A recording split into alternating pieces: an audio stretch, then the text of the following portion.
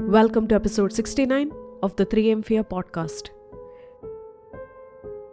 Vampires are not real, but that doesn't mean that there aren't people in the world who believe that they are. And these people are the ones who end up doing horrific crimes, one of which is what we are going to talk about in today's episode. It was April 30, 1932 at 9 am when Mimi knocked on Lily's door to ask if she wanted to go to Djurgården, an island in central Stockholm, in Sweden. As she knocked on the door, there was no answer. Mimi thought that Lily might have been with another client or out celebrating Walpurgis night. Now this was a traditional holiday celebrated on April 30 in Northern Europe and Scandinavia. In Sweden, typical holiday activities included singing of traditional spring folk songs and even lighting of bonfires. To give you a little more information about them, Mimi and Lily lived in the same building but in separate apartments. They were both sex workers and both best friends. Mimi and Lily usually checked up on each other, especially given their profession. Over the next 4 days, Mimi tried to check up on Lily, but she couldn't reach her. Lily didn't answer her phone or even open the door when Mimi knocked. By May 4th, Mimi was worried, and that's when she contacted the authorities. The police arrived for a welfare check, knocked on the door, but they got no answer. They forced the door open and found Lily completely naked, face down on a bed. She was lying on her left side with her head resting on her left arm, and it looked as if she had been dead for a few days. She had a wound on the right side of her head extending from her temple to her neck, caused by a blunt force trauma.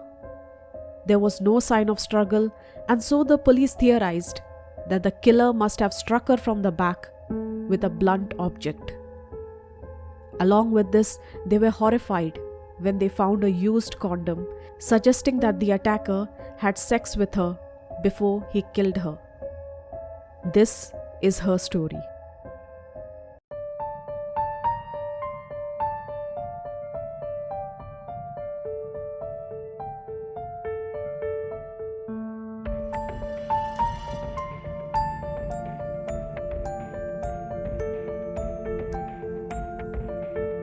Hello and welcome to the 3am Fear podcast.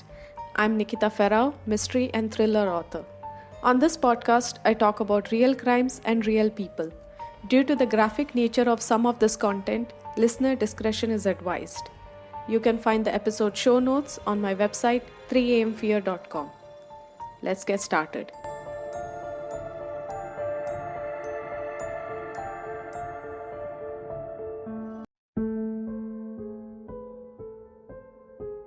Now, not much is known about Lily before her death, but what we know about her was that Lily was a very happy 32-year-old woman living in the Atlas neighborhood of Stockholm in 1932, a neighborhood now known as Vasastan. Lily was something of a novelty in 1932. By that, I mean that she is not one of those sex workers who would stand on the street and wait for her clients. She had very high-end clientele, and the only way you could ever talk to her or reach her was by booking an appointment with her. Lily was divorced and had moved to Stockholm in 1922 from Malmö, where she was originally from. While living in Stockholm, Lily worked as a call girl. Her clients often contacted her to arrange meetings at her second-floor one-bedroom apartment. 4 days before her body was found on April 30, Lily was visited by her friend Mimi. Now, if you read about this case in English, some places you would see that Mimi's name is actually written as Minnie, but for the sake of this episode, let's call her Mimi. At around 6:30 p.m. on April 30, Mimi was visited by Lily. During this time, Lily's phone rang. A strange male voice asked if she was Lily and said that he was nearby and he wanted to come to her apartment. Lily mentioned to Mimi that she didn't know this man, but she still wanted this meeting to happen, thinking that maybe he was a new client and so she could get some more business out of it. After the call, Mimi and Lily said goodbye and Mimi went to her own apartment, which was on the bottom floor. At around 7 p.m., Mimi heard a knock on her door. It was Lily, asking her if she had any extra condoms. Mimi said yes and gave her one, and Lily went back to her apartment. A little while later, Lily knocked again, asking for another condom because the first one broke. Mimi gave her another condom and Lily went back upstairs. That was the last time Mimi saw her friend alive. According to one news article, another friend was supposed to meet up with Lily around 9:30 that evening. This friend had recently bought a radio and they planned to spend the evening listening to it. Now this was a big deal back in 1932, as you can imagine. The friend arrived about 15 minutes late, knocked on the door and waited. When no one answered, she assumed that Lily had gone out and left. The next morning at 9 a.m., Mimi knocked on Lily's door to ask if she wanted to go to the island. But when no one answered, Mimi thought that she was either out with another client or maybe she was celebrating the festival. Over the next 4 days, Mimi tried to check on Lily, but she couldn't reach her. By May 4th, she got the authorities involved, and that's when she found Lily's dead body, and then the investigation began. When the police arrived, they found that Lily's apartment was very clean. The sofa cushions were placed on top of her and her clothes were neatly folded on a chair. Theft was quickly ruled out because nothing was missing from her house. According to Lily's friends, everything was exactly where it had to be. Alva, one of the investigators on the case, wrote years later that the murderer left no evidence behind. No fingerprints, no empty glass, no hairs, and no cigarettes. However, that wasn't entirely correct because the police did find fingerprints. It was just that they didn't know whether it belonged to the killer or one of the multiple clients that Lily had. Other than that, Lily also had friends coming over. She of course had Mimi all the time. It was just impossible to figure out whose fingerprints they could be. Again, this was way back and it was very difficult for them to go through every single person's fingerprints. Along with this, they also found that used condom, but because this was 1932, DNA testing was not that great. And so again, all of this evidence was pointless to them. During the investigation, the police found boot or shoe prints on the window ledge. They believed that the killer climbed out of the window down to the street, as Lily's apartment was on the second floor and it was easy for this person to just jump out and go. Because nothing was missing or nothing was disturbed in the house, the police believed that the killer brought the murder weapon with him into the house, killed Lily, and then took it with him and left. And that's why the murder weapon was never found. Overall, the police questioned 9 of Lily's clients, but nothing came out of it. The most obvious suspect was the man who had called the apartment that day while Mimi was there. But unfortunately, Lily had no idea who this person was, and neither did Mimi. And once again, to this day, that man has never been identified. 35-year-old Mimi was the last person to see her alive.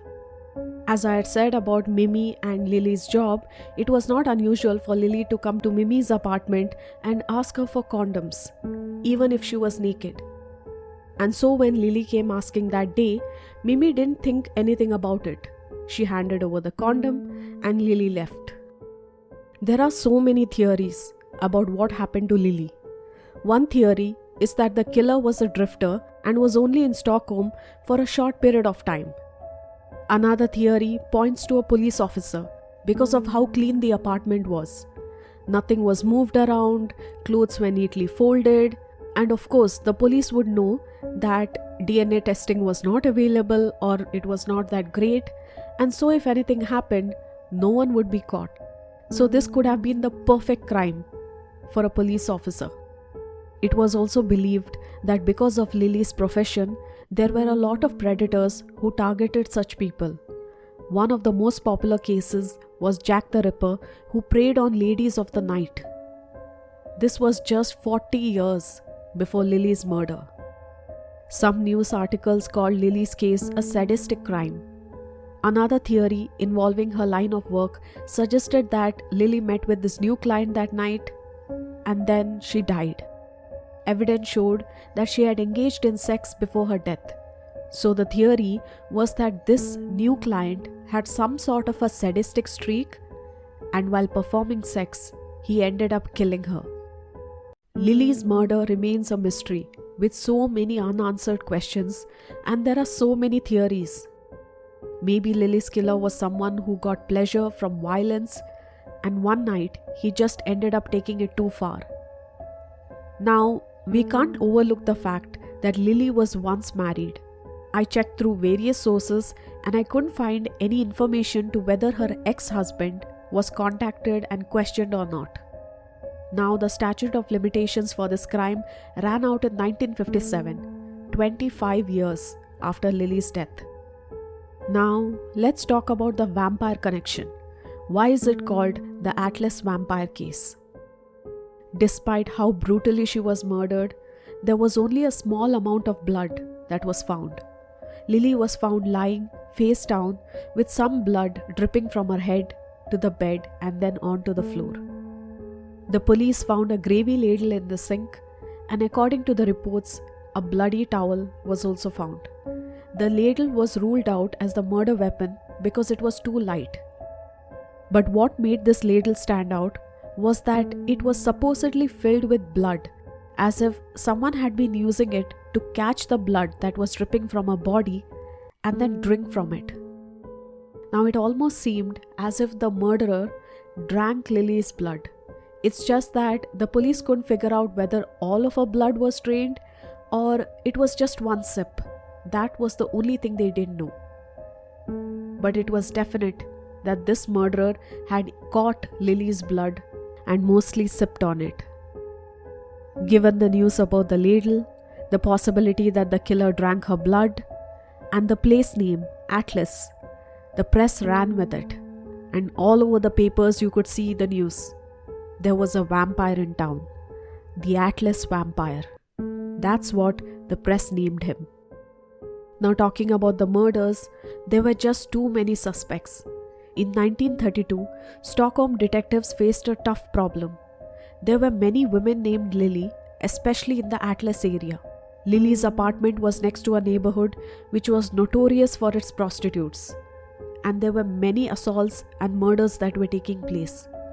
This area was particularly dangerous in 1932. Just to give you a brief idea about Sweden at that time, although it was not involved in World War I or the post-war agreements, it was hit hard by the Great Depression. Because of this, there was unemployment, people were all just moving around, and a lot of people ended up coming to this area, Atlas. And as you can imagine, there were a lot of drifters in these people. These drifters often came and committed heinous crimes, including robbery and even murder. Now in Lily's case, there was semen and saliva left behind, but because once again it was 1932, there was no way to trace it back to the killer.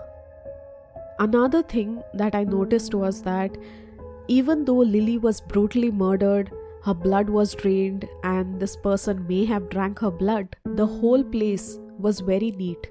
In fact, Lily's clothes were neatly folded and kept, which meant that this killer was a neat freak. In 2012, Gloria Anderson wrote a fascinating blog post about her experience living in the same building where Lily was murdered in 1932. After watching a true crime show on the Swedish TV, Gloria started researching Lily's murder and discovered that Lily had lived and died in the same building but on the opposite side. Gloria was one of the first English language writers to report that Lily had once been married, although it's unknown, once again, if the police had ever interviewed her ex-husband. Despite not believing in ghosts, Gloria would go on to say that she kind of felt uneasy in that apartment or in that building. Now, according to her, both sides of the building were connected by a corridor running through a shared laundry room. The killer may have used the corridor to enter and exit Lily's apartment without Mimi ever seeing him. Now, as per the blood, as I said, we have no idea how much blood was drained and whether this person actually drank or not, but the police and press went with this theory. I know this case is very short because not a lot of evidence was found. Even what was found was useless for the police at that time. Now, there are a lot of questions that came in my mind. I'll read them out and you let me know in the comments, what do you think? What theories do you have? Was her body completely drained of blood or just a little bit? Why didn't they test this blood later on? Now, I did some research on this and it is said that the evidence degraded over time, and because a lot of time has passed and Lily also had a lot of clients. So going through each one's DNA and going through each one's family tree was very difficult. Another thing is, I don't think that Lily's clients would have happily come forward and said, I'm her client, come test my blood. I'm sure they were all secret clients, and so it would be almost impossible for the police to track down every single client. As I said, they had checked 4 clients, but I don't think they went further than that. Did the cops contact and question her husband? This too was never answered. Did no one smell anything for all those days that Lily was there? Did Lily keep disappearing for several days at a time? Because if Mimi was okay with the fact that she knocked on Lily's door and Lily never opened, did she just think that it was normal because Lily kept disappearing over time? As per what Mimi said, she and Lily were really close to each other and they used to check up on each other. So how did Mimi just let it go? If her clothes were neatly folded and kept on the side, that means the killer knew that he had all the time in the world to carefully clean up after him. So did that mean he knew her schedule, that no one would be disturbing them for this period of time? If this was the new client, did the new client know that no one else was going to come when they were together? Or if this was an old client, he might have known that no one else was going to be there while he was in the apartment.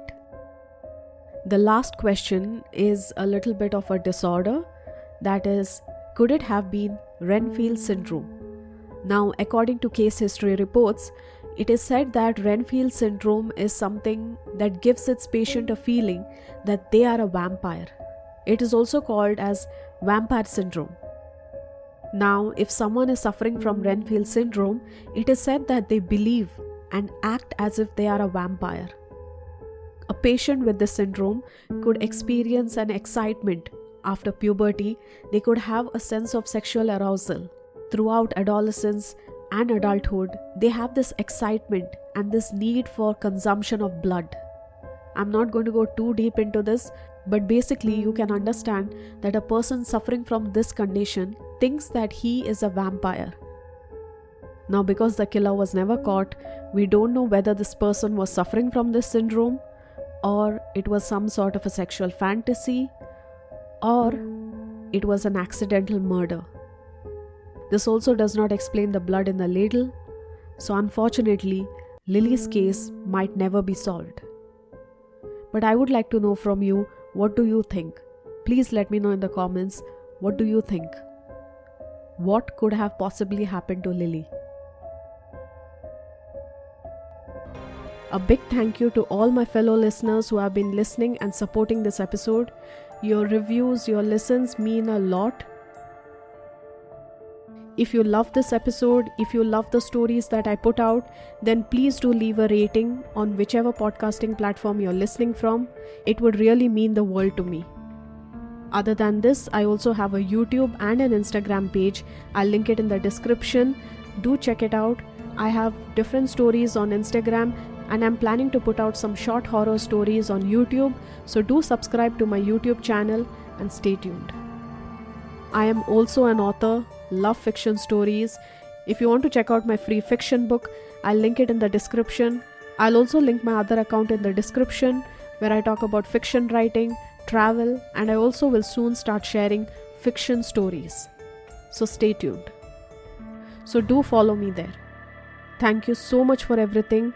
That's all for this week. Stay kind, stay safe, and see you next week.